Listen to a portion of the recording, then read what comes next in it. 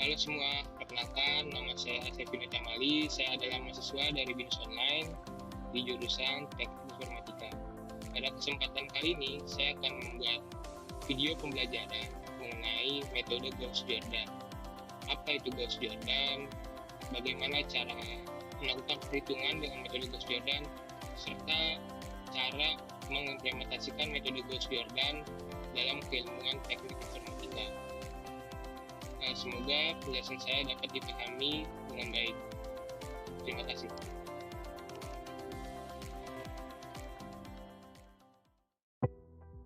Mungkin kalian pernah mendengar mengenai metode eliminasi Gauss-Jordan, di mana metode ini sering dibahas dan umum dibahas pada materi subjek linear algebra. Namun, kita mungkin belum paham bagaimana cara melakukan perhitungan dengan metode ini. Nah, pada kesempatan kali ini, saya akan membantu mengajarkan bagaimana cara menggunakan metode ini dengan baik dan benar. Diharapkan dari pembelajaran ini, kalian semua mendapat beberapa hasil gitu yang bisa diambil dari materi pada pembelajaran kali ini. Yang pertama, kalian diharapkan mengetahui gitu, bagaimana cara kerja dari sistem persamaan linear. Yang kedua, memahami apa itu matriks RREF, yaitu itu singkatan dari Reduced Row Echelon Forms. Nanti kita akan bahas lebih lanjut mengenai matriks ini. Poin ketiga, kita akan membahas mengenai bagaimana cara eliminasi metode Gauss-Jordan. Di sini kita akan bahas detail, dan juga di sini saya sudah menyiapkan beberapa soal contoh bagaimana pengerjaan dengan metode Gauss-Jordan, eliminasi Gauss-Jordan, maupun dengan metode sistem persamaan linear. Kita akan melakukan semacam perbandingan cara kerja dari keduanya. Selanjutnya, poin kelima, kita memahami perbedaan antara eliminasi dengan sistem persamaan linear dan juga menggunakan metode eliminasi Gauss-Jordan. Selanjutnya itu kita paham keunggulan dari metode Gauss-Jordan dibandingkan sistem persamaan linear. Dan poin terakhir, kita akan membahas sedikit mengenai implementasi Gauss-Jordan dalam bidang keilmuan sistem informatika.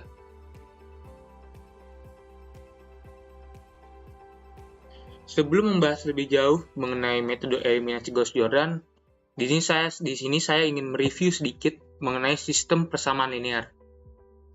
Di mana nantinya kita akan melakukan perbandingan antara sistem persamaan linear dengan metode eliminasi Gauss-Jordan. Saya sudah menyediakan satu contoh soal di mana kita perlu mencari solusi untuk 3 nilai yang tidak kita ketahui, di mana diwakili oleh 3 variabel, yaitu variabel X, Y, dan Z. Baik, di sini saya sudah melakukan metode eliminasi dengan sistem persamaan linear untuk mendapatkan solusi dari ketiga persamaan ini, yang dimana hasil akhirnya adalah X sama dengan 2, Y sama dengan min 3, dan Z sama dengan 5. Kita akan melakukan validasi dari ketiga nilai yang kita sudah ketahui ini untuk setiap variabelnya. Kita akan melakukan validasi dengan menggunakan persamaan ketiga. Kita akan input untuk nilai X-nya itu sendiri 2 dikali X, artinya 2 dikali 2 sama dengan 4. 3 dikali Y, 3 dikali min 3 sama dengan min 9. 2Z, di sini 2 dikali 5 yang menghasilkan 10. Dengan demikian, total yang kita dapat sudah tepat ya, outputnya yaitu 5 sebagai nilai konstanta dari persamaan ketiga. Nah, itu mungkin sedikit saja ya, review singkat mengenai sistem persamaan linear untuk 3 variabel. Sebelum membahas mengenai metode eliminasi Gauss-Jordan, saya akan menjelaskan sedikit ya mengenai matriks RREF. Matriks RREF sendiri berhubungan juga dengan metode eliminasi Gauss-Jordan, di mana dengan metode eliminasi Gauss-Jordan kita bisa membentuk matriks menjadi RREF, atau yang kita sebut reduced row echelon forms. Ada beberapa kriteria yang menyatakan bahwa matriks tersebut adalah matriks RREF. Yang pertama, kita lihat bahwa matriks di sini memiliki nilai bukan 0, yaitu nilainya adalah 1, yang kita sebut adalah nilai pivot. Di sini untuk kriteria kedua, yaitu setiap baris pada matriks memiliki tepat satu nilai pivot. Di sini kalau kita lihat, baik baris ke-1, kedua, dan ketiga sama-sama memiliki 3 nilai pivot, yaitu tepat 1. Poin ketiga di sini, untuk kriteria ketiga, bahwa baris yang dimana semua elemennya ada 0 wajib ditaruh di paling bawah. Untuk kriteria keempat adalah posisi dari setiap pivot haruslah membentuk anak tangga. Dan kriteria terakhir yaitu setiap kolom yang mengandung nilai pivot, maka semua elemen lain di kolom tersebut harus 0. Jadi kalau kita ambil contoh di sini ya, untuk baris ke-1 ini kalau kita cek kolomnya ini tepat, tidak ada nilai selain dari nilai pivot itu sendiri. Begitupun juga untuk baris kedua dan baris ketiga, dimana kalau kita cek untuk baris kedua kolom ketiga, pivot ini hanya dia sendiri ya, yang nilai yang bukan 0. Dan sama juga untuk baris ketiga dan kolom keempat di sini, tepat 1 nilai saja yang disebut nilai pivot. Gambaran besar dari metode eliminasi Gauss-Jordan. Metode Gauss-Jordan ini digunakan untuk mengubah suatu matriks menjadi matriks reduced row echelon forms yang disingkat RREF. Dengan matriks RREF ini memudahkan kita untuk menyelesaikan sistem persamaan linear, mencari nilai-nilai yang tidak diketahui, di mana proses ini umumnya dilakukan pada matriks yang diperluas, yang disebut augmented matrix, di mana matriks ini menggabungkan koefisien-koefisien dari setiap persamaan beserta nilai konstantanya. Untuk metode eliminasi Gauss-Jordan sendiri, ada beberapa tahapan yang perlu kita pahami. Di sini saya sudah membuat 5 poin terkait tahapan-tahapan dalam melakukan metode eliminasi Gauss-Jordan. Poin pertama, kita perlu mencari kelipatan umum. Contohnya, kita punya matriks di baris ke-1, misalnya 2, 4, 6, 8, dan nilai konstantanya 10. Di sini kita bisa menyederhanakan bentuknya menjadi 1, 2, 3, 4, 5, di mana hasil ini didapat dari kelipatan 2, di mana 2, 4, 6, 8 ini semuanya dan 10 semuanya bisa dibagi dengan 2. Poin kedua, kita perlu melakukan operasi switching ya.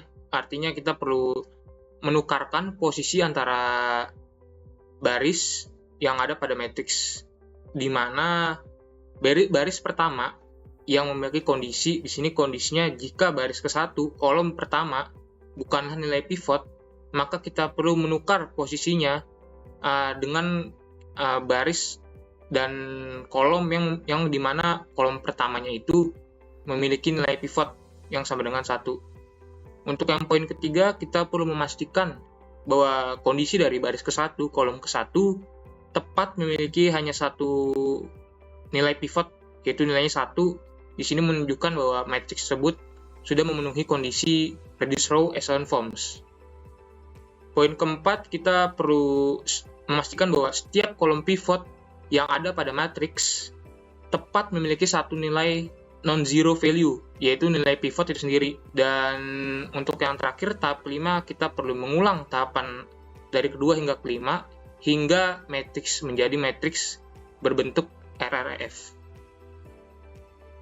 Oke, di sini kita membahas soal yang sama seperti sebelumnya, di mana sebelumnya kita sudah menyelesaikan soal ini dengan sistem persamaan linear. Oke, langkah pertama yaitu kita perlu merubah sistem persamaan ini menjadi sebuah matriks. Yang pertama ini kita ada sistem persamaan pertama di sini ya. 3x plus y min 9 sama dengan min 2. Yaitu kita cek bahwa variabel x memiliki koefisien 3. Jadi kita input di sini 3 plus y koefisiennya 1, begitupun juga dengan Z yaitu min 1. Dan kita taruh konstantanya di paling akhir ya, di pojok untuk nilai konstanta. Begitupun sama juga untuk sistem persamaan kedua dan ketiga. Kita perlu input nilai koefisien dan konstantanya. Oke, langkah berikutnya kita perlu menentukan dulu nilai pivot yang pertama untuk baris pertama, kolom pertama. Yaitu dengan cara apa? Di sini kita lihat bahwa antara kolom baris 1 dan baris kedua ini bisa kita tukarkan, di mana baris kedua memiliki tepat nilai 1 yang bisa mewakili sebagai nilai pivot. Jadi dengan demikian kita ubah posisinya untuk baris kedua menjadi baris pertama ya di sini, dan baris pertama menjadi baris kedua. Oke, langkah berikutnya kita perlu memastikan bahwa nilai pivot tepat memiliki hanya dia sendiri, intinya nilai yang non-zero atau yang bukan 0. Dengan cara apa? Dengan cara kita perlu mengeliminasi kolom nilai dari kolom ini nih, nilai kolom pivot, di mana nantinya hanya nilai pivot itu sendiri saja yang non-zero. Selebihnya haruslah bernilai 0. Oke, pertama kita eliminasi baris kedua. Baris kedua ini adalah 3 ya. Jadi kita lakukan eliminasi dengan cara mengkalikan baris pertama dengan 3. Jadi 3 dikali 1 sama dengan 3. Di sini 3 dikali 1 sama dengan 3, dikurang 3, hasilnya 0. Kita lakukan yang sama, 3 dikali min 2, di sini hasilnya min 6. Min 6 itu dikurang ya, min 1 sama dengan min 7. Di sini jadinya min 7. Sama juga dengan 3 dikali 3 sama dengan 9. 9 ditambah plus 1 ya, karena ini min, ditambah plus 1 jadi 10. Oke, sama juga untuk konstantanya, 3 dikali 23 sama dengan 69, ditambah 2, hasilnya adalah 71. Kita lakukan hal yang sama seperti langkah sebelumnya, min 2 di sini ditambah 2 dikali 1, karena baris kedua di sini memiliki angka 1. Min 2 ditambah 2 sama dengan 0, hasilnya 0. Dan hasil akhirnya adalah ketika kita melakukan perhitungan juga untuk nilai konstantanya, kita mendapat sebagai berikut: X sama dengan 2, Y sama dengan min 3, Z sama dengan 5. Yang dimana ini hasil yang sama dengan cara ketika kita melakukannya dengan sistem persamaan linear. Di sini saya sudah mengimplementasikan terkait kriptografi menggunakan algoritma Hill-Schipper dan metode eliminasi Gauss-Jordan. Langkah pertama di sini saya perlu mengimport library SymPy. Selanjutnya kita perlu membuat dua fungsi terkait dengan mengkonversi huruf ke angka. Contohnya ini A sama dengan 0 dan B sama dengan 1. Dan fungsi berikutnya di sini kita mengkonversi dari angka ke huruf. Langkah berikutnya kita perlu melakukan enkripsi dengan metode Hill-Schipper. Di sini saya sudah membuat satu fungsi bernama Hill encrypt, di mana fungsi ini memerlukan dua parameter, yaitu plain text, teks asli yang perlu kita encrypt, dan key matrix. Di sini saya akan membuatnya menjadi matrix dengan dimensi 2x2, yaitu 2 baris dan 2 kolom. Di sini selanjutnya kita perlu menentukan ukuran matrix, karena di sini saya sudah menentukan di awal bahwa matrix sendiri akan berukuran 2x2. Selanjutnya di sini kita perlu menambah padding jika panjang plain text ya, teks asli, bukan kelipatan 2, sesuai dengan dimensi matriks yang telah ditentukan sebelumnya. Oleh karena itu, padding diperlukan dengan cara apa? Dengan cara menambahkan plain text dengan di sini char ya, char sama dengan X. Selanjutnya kita perlu melakukan looping. Di sini kita perlu mengambil vektor dari plain text, teks asli, dan mengkalikan dengan matriks kunci key matrix, dan nantinya fungsinya akan memberikan teks yang sudah di-encrypt. Di sini saya sudah membuat juga fungsi untuk di-enkripsi, yaitu merubah teks yang di-encrypt sebelumnya menjadi teks asli. Di sini contohnya saya membuat matrix key sebagai berikut, yang dimana matrix key ini berfungsi ya untuk melakukan enkripsi terhadap teks asli. Untuk teks asli sendiri di sini contohnya hello world. Untuk teks yang sudah dienkripsi menghasilkan sebagai berikut. Ini adalah hasil dari plain text yaitu hello world. Dan kalau kita melakukan dienkripsi dengan fungsi heal_decrypt dan memberikan teks yang sudah dienkripsi dan menggunakan key matrix yang sama, kita menghasilkan plain text yang sesuai. Nah, itu saja sedikit contoh ya mengenai pengimplementasian metode eliminasi Gauss-Jordan dalam bidang kriptografi. Terima kasih telah menonton video pembelajaran saya kali ini yang membahas topik mengenai metode eliminasi Gauss-Jordan.